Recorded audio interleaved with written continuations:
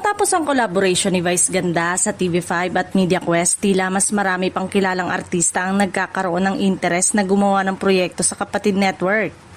Isa rin sa mga napag-usapan ay si Coco Martin na bukod sa pelikulang naiugnay sa MediaQuest ay may usap-usapan ding posibleng gumawa ng iba pang content.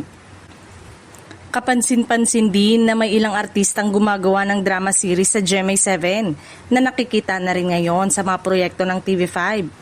Kaya marami ang nag-aabang kung sino-sino pa ang susunod. Isa sa mga pangalang maaaring mapanood sa Kapatid Network ay si Maymay Entrata. Nang tanungin tungkol sa posibilidad na magkaroon siya ng show sa TV5, napangiti ang aktres at hindi nagbigay ng direktang kumpirmasyon. Gayunman, inamin niyang meron ng pag-uusap tungkol dito. Napatingin pa umano si Maymay sa kanyang manager habang sinasagot ang tanong, dahilan para lalo itong maging interesante sa mga nag-aabang ng kanyang susunod na proyekto. Nakapanayam si Maymay noong nakaraang Sabado sa first anniversary celebration ng Vibe Plus na ginanap sa MVP Studio.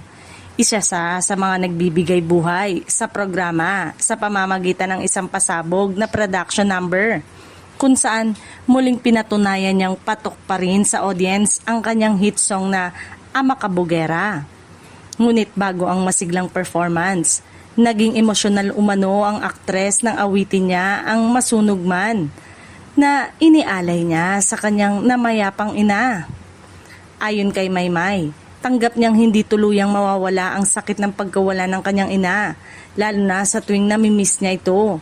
Kaya isa sa mga paraan niya upang mailabas ang kanyang pagdadalamhati ay ang paggawa at pagkanta ng mga awiting nagmumula sa kanyang personal na karanasan.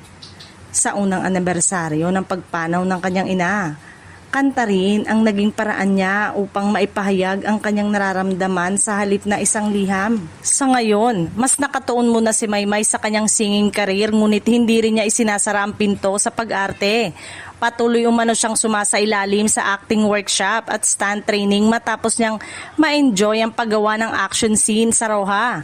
Kaya bukod sa kanyang musika at mga posibleng acting project, isa ring dapat abangan kung matutuloy ang pinag-uusapang proyekto niya sa TV5 na maaaring maging isa na namang bagong pasabog mula sa Kapatid Network.